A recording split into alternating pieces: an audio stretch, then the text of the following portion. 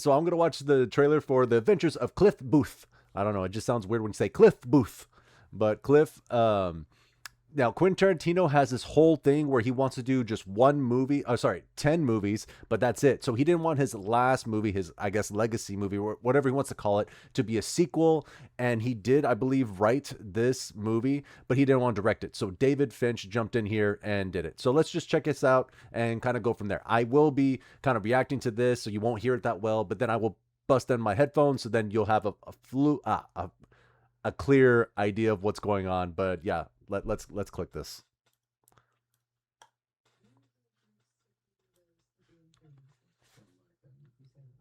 Was that a cigarette? Why is that blurred out?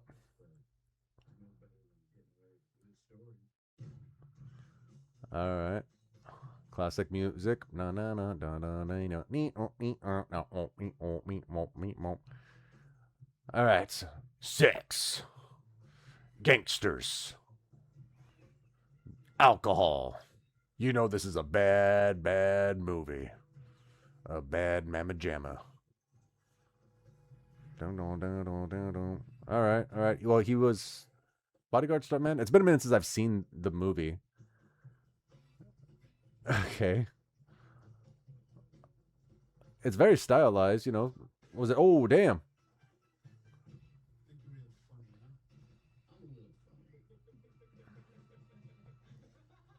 Okay, coming soon. Hopefully, that's just a teaser trailer. So maybe the actual trailer would be a lot better. Oh, it's going to Netflix. I forgot. I forgot this is going to Netflix. Oh God. I I have this issue when it comes to like movies just not going to theater, because the theater experience for me has always been good.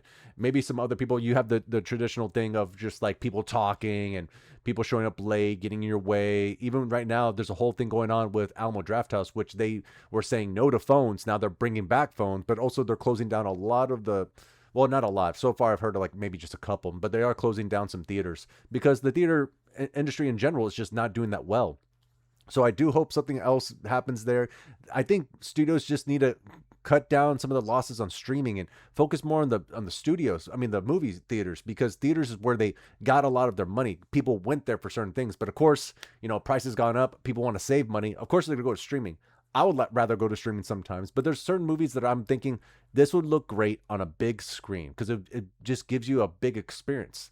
The theater is supposed to give you that in general. But yeah, let's focus on this real quick. I'm gonna put my headset on and so we can hear a bit better.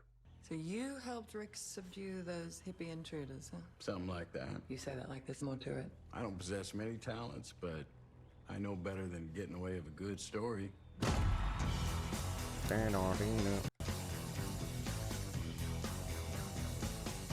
All right. So, okay, so you have gangsters in here. You have, I don't know if it's mafia or what. The whole twin vibe is always giving that eerie look. I think that's what they do with a lot of different movies where they put cliche things. Well, it was cliche at some point. You don't see it that much anymore.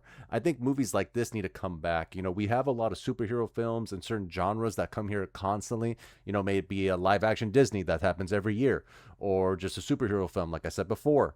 But I think with, say, Bloomhouse, A24, Neon, a lot of those are just bringing some original stuff. So I've just been more interested in a lot of that. So let's see if this movie here, of course, it's Netflix. I don't know if it's ever going to go to theaters or if it's just going straight to Netflix. That's the question here.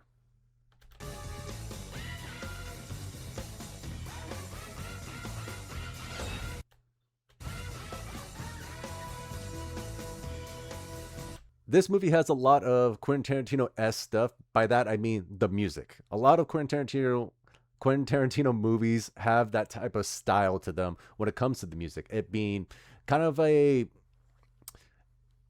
tribute to the classic movies that maybe Quentin Tarantino saw back in the day, may it be the 80s, 70s. He just always brings that vibe to a modern era with his movies.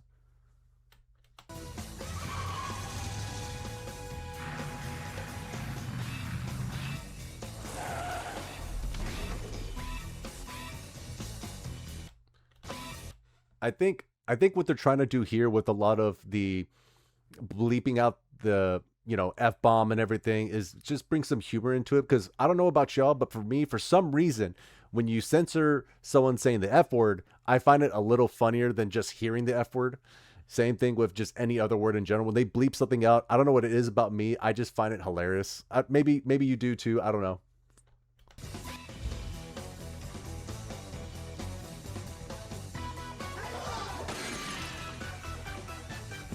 Think you're real funny, huh?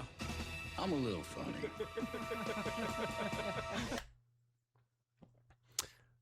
So yeah, did y'all see Once Upon a Time in Hollywood? Did y'all enjoy that movie? Were you expecting to see something like this? I don't think anyone expected to see somewhat of a spinoff or a sequel to Once Upon a Time in Hollywood. There has been talks for a while that Quentin Tarantino worked on the script, that he wanted to do something for it. But then again, going back to him not wanting to do a sequel for his 10th film, because that's his main focus. He has all these films that came out, but that last one, he wants that to be a really, really good one.